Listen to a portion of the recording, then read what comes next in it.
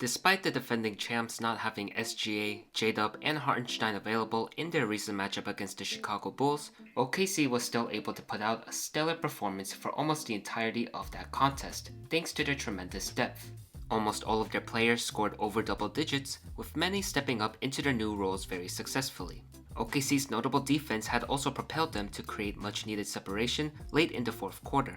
By the end of the third and halfway through the fourth, the deficit was constantly at 11 to 12 points.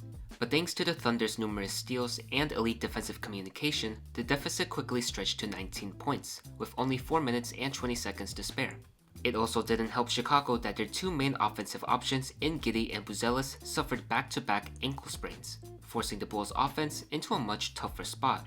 Despite some attempts from Trey Jones and Yabusele to chip away at the lead, it seemed like it was going to be another comfortable victory for the Thunder, until Collin Sexton had something to say about it. Sexton had played the majority of this game and early in the fourth quarter, but wasn't subbed back in until there was 5 minutes left, which seemed to have been an indicator of Chicago waving the white flag.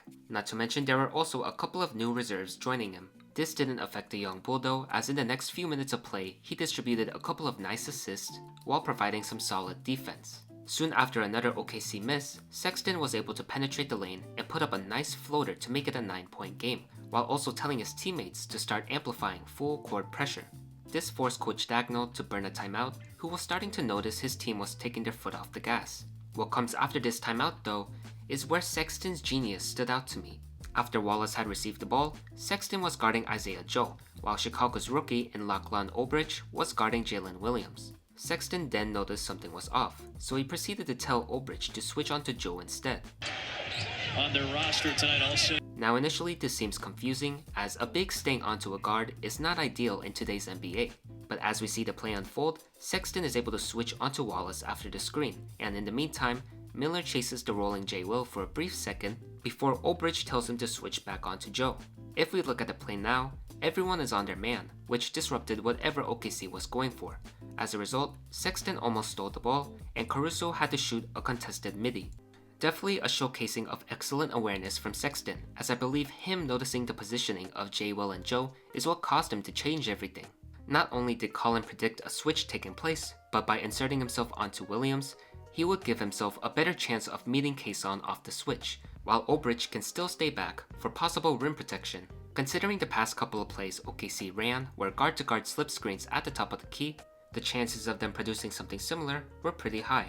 My guess for what they could have originally run was J. Will setting a down screen for Joe, which would then allow the shooter to set another guard-to-guard slip. This would potentially end up as an open 3 or an open lane for Kayson to drive hard to the basket.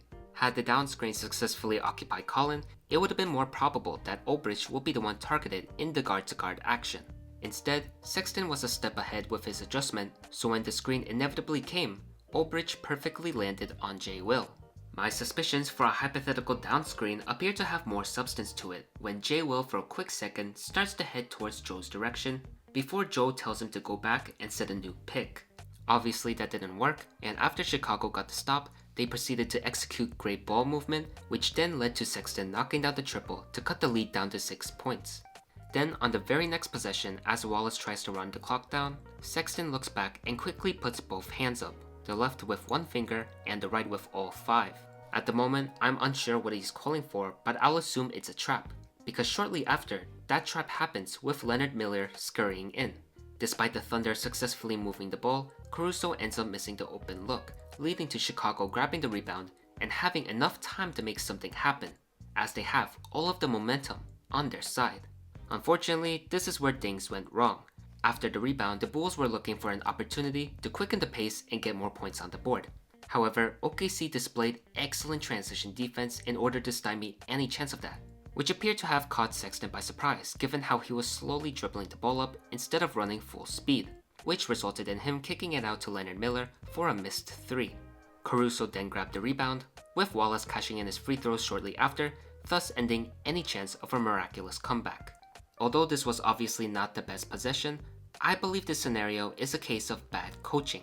If you were listening to the Bulls broadcast, you would notice that they overheard Billy Donovan ordering Sexton to hurry up. And despite the exact opposite happening, to me, what stands out as the most egregious error in this situation was that the Bulls had 2 timeouts remaining.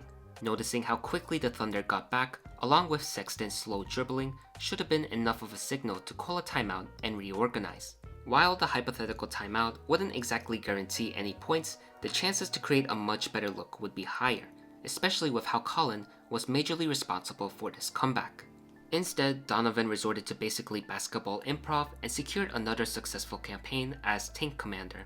Funny enough, he called a timeout after the lead was extended to 8 points, making this conundrum all the more confusing. Still, credit to the young bull for pulling off these late game adjustments and for willing the team to fight till the end. All things considered, I guess this shouldn't be much of a surprise, considering Sexton is always willing to leave it all out there on the floor, and was also responsible for the greatest almost comeback in all of basketball history. Well, that concludes this video. Thank you so much for watching. Let me know what you guys think down below, and I'll see you next time.